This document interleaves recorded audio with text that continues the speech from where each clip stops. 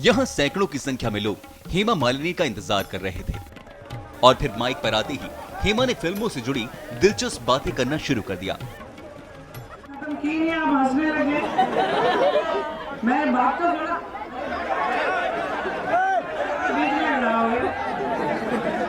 मेरा कहने का मतलब है कि धूप में क्या होता है, शूटिंग भी हम लोग करते हैं, वो पत्थर के ऊपर डांस किया, कभी बहुत सारी फिल्मों में बहुत धूप में काम करना पड़ता है, तो मुझे भी इसका पूरा अनुभव है, तकलीफ मालूम है। अभी भी देखिए हम कितने काले हो गए, है ना? आप लोग तो बहुत ही गोरे गोरे, बहुत ही सुंदर महिलाएं हैं इधर। आप सबको देख के ऐसा लगता है आप लोग तो ऊपर धूप का कोई असर नहीं हुआ, बहुत सुंदर है सब लोग। महिलाएं यहाँ की खास, आदमी लोगों को देखा नहीं है। आप लोग भी, भाई लोग भी बड़े अच्छे हैं। मुझे कृष्ण जन्म के इस पावन भूमि में काम करने का अवसर मिल रहा है। राधे राधे। तो सब तिलक तिलक लगाया है, मैं भी लगाती हूँ, और ब्रिज में बहुत आती रही हूँ, तो मुझे इस जगह के बारे में काफी अच्छी जानकारी है और बहुत ही पसंद है। लेकिन कोई विकास नहीं हुआ पिछले, जब से आ रही हूँ तब से मैं वैसे ही वैसे देख रही हूँ जितना होना चाहिए। मतदान देने जाते हैं आप, माता जी कितने लोग जाते हैं? आप महिलाएं सब जाती हैं वोट देने के लिए? कहाँ जाते हैं? कोई बोल ही नहीं रहा है।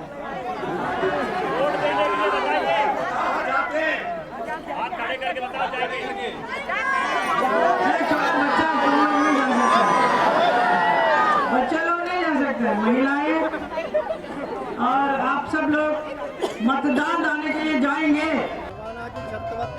इसके साथ ही हेमा मालिनी ने ये वादा भी कर दिया कि वो जीतकर मथुरा की जनता के बीच में ही रहेंगी। जीत के आप लोगों ने मुझे जिताया तो मैं एक पहली महिला होंगी यहाँ से आप सबके बीच में काम करने के लिए। बहुत ही अच्छी बात होगी। आप लोगों का तकलीफ को सब दूर करने के लिए मैं आई हूँ। और 24 तारीख को कमल के फूल पर आप बटन दबाकर मुझे जिताएंगे तो विकास ही विकास होगी पूरे आपके गांव में, और नरेंद्र मोदी जी भी जीतकर पूरे देश का विकास करेंगे। भारत माता की, भारत माता की, भारत माता की। आप क्या कुछ सोचते हैं कि जीत को लेके आश्वस्त क्यों हैं? क्यों आपको लगता है कि जाटों का प्रतिनिधित्व करने वाले जो है आरएलडी के नेता जयंत चौधरी, जिनका वर्चस्व अभी तक है, वो काबिज भी हैं सीट पे, उनको हराकर हेमा जी बीजेपी को ऊपर ला पाई? देखो, जो लोग कहते हैं कि आरएलडी का यहाँ वर्चस्व है, आरएलडी का कभी वर्चस्व ही नहीं रहा। माननीय जयंत चौधरी जी लड़ रहे हैं, इनकी दादी यहाँ से हार चुकी हैं, शायद बुआ जी भी यहाँ से हार चुकी हैं। लेकिन पिछली बार चूँकि भारतीय जनता पार्टी का एक काम रहा है, जो छोटा होते उसको हम बढ़ाते हैं। जिस समय आरएलडी की मान्यता खत्म होने जा रही थी, उस समय भारतीय जनता पार्टी के साथ इनके साथ हमने समझौता किया, इनको ऐतिहासिक विजय दिलाई। एक एक कार्यकर्ता ने तन मन धन से सहयोग किया। लेकिन ये जो इनकी आदत रही है कि जो लोग चेंज चाहते थे कि शायद हो सकता है इनके पिताजी अब सुधार ले आएँ, लेकिन मात्र 2 महीने के भीतर ही इन्होंने कांग्रेस से के साथ अपना समझौता किया और भारतीय जनता पार्टी कार्यकर्ता मथुरा क्षेत्र के साथ धोखा किया। पूरा दावा करते हैं कि हम यहाँ से जीतेंगे। अगर ऐसा होता है तो ये इतिहास बदल जाएगा, क्योंकि अभी तक मथुरा सीट से कोई भी महिला प्रत्याशी संसद तक नहीं पहुंची है।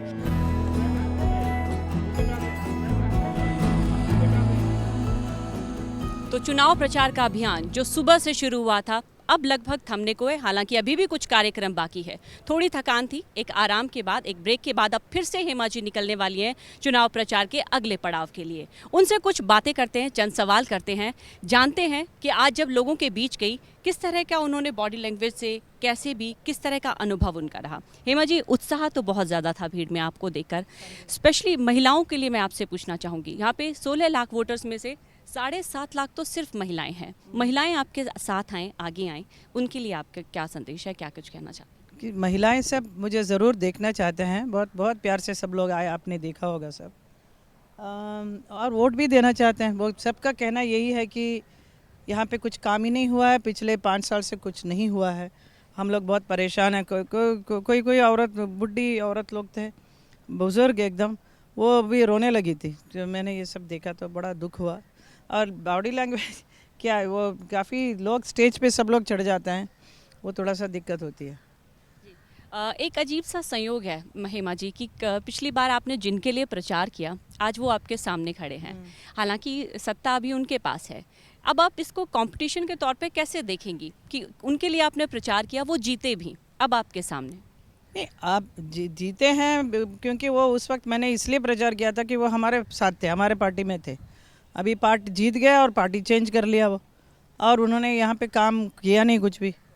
तो ये पूरा प्रमाण है, सब लोग बोल रहे हैं, मैं नहीं बोल रही हूँ, मुझे तो कुछ मालूम भी नहीं। यहाँ आने के बाद सब लोग जन जो देख रही हूँ, सब लोग बहुत रो रहे हैं, एकदम से तकलीफ़ में हैं कि यहाँ कुछ भी ठीक नहीं किया है। इवन वो कहते हैं कि किसान लोगों के लिए बहुत कुछ किया, लेकिन किसान लोगों के लिए भी कुछ खास किया नहीं है कुछ भी, सबका कहना है।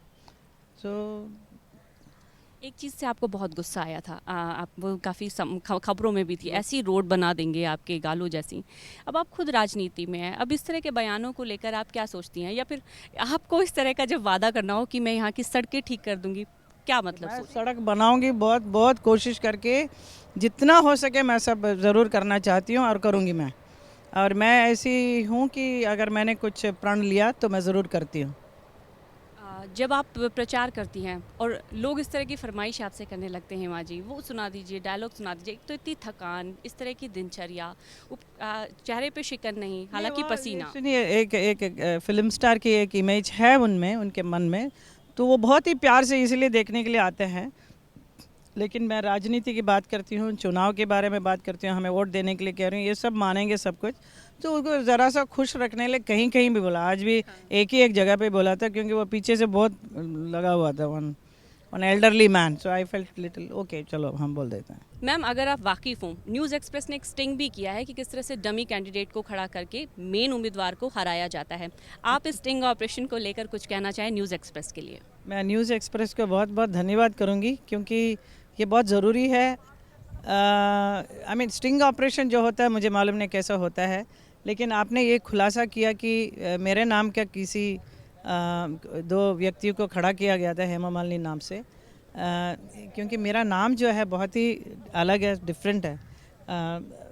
मेरे नाम के व्यक्ति कहाँ से ढूंढ के इन लोगों ने कहाँ से खड़ा किया, और ये बहुत ही राजनीति में पता नहीं इतना यहाँ तक गिर जाएंगे ये मालूम नहीं था मुझे। आखिरी सवाल, अब आप जब वापस आएंगी इस सांसद के तौर पर, मथुरा में कौन से मुद्दे होंगे जिन पर आप फोकस करेंगी? हेमा मालिनी जी से क्या तोहफे मिलने वाले मथुरा वासियों को, ब्रज वासियों को? पहले तो ब्रज में रहने वाले, गांव में जो रहने वाले वासियों के लिए सड़क चाहिए था। आपने भी देखा आज कैसे रो रही थी सब महिलाएं। पानी की समस्या है, पानी का वो भी हल काफ़ी कुछ मेरे दिमाग में है, क्योंकि मैं फॉरेन कंट्री सब जाते रहती हूँ, उन लोगों से भी कंसल्ट किया कि क्या कर सकते हैं, तो मैं वो सब ज़रूर यहाँ पे मैं पूरा प्रयोग करके मैं बहुत एक्साइटेड हूँ कि मैं यहाँ पे काम करूँ। तो उस एक्साइटमेंट में के साथ मैं यहाँ के लोगों के साथ जुड़कर करना चाहती हूँ, और यमुना का जो क्लेंजिंग करना है वो भी बहुत ज़रूरी है।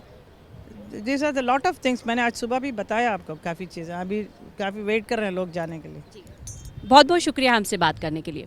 तो अगले जहां पर कार्यक्रम है वहां पर सैकड़ों कार्यकर्ता हैं जो इंतजार कर रहे हैं, इसलिए हेमा जी अब यहां से निकलेंगी और सूरज ढलने को है। इसी के साथ जो चुनाव प्रचार का कार्यक्रम है वो भी थमने को है, लेकिन इतिहास बदलेगा अगर हेमा मालिनी जी इस सीट से जीतती हैं, क्योंकि अभी तक मथुरा सीट से एक भी महिला सांसद नहीं बनी है, किसी भी महिला प्रत्याशी को संसद तक नहीं पहुंचाया गया है। और बीजेपी जो मथुरा सीट से शायद रास रचाना भी भूल गई है और जीतना भी भूल गई है, अब 70 के दशक की इस स्वप्न सुंदरी से उनकी अपेक्षाएं कहां तक पूरा हो पाती है, इस पर सभी की नज़र है। वोट यात्रा के आज के सफर में बस इतना ही। कल फिर हाजिर होंगे किसी और शख्सियत के साथ, तब तक आप देखते रहिए न्यूज़ एक्सप्रेस।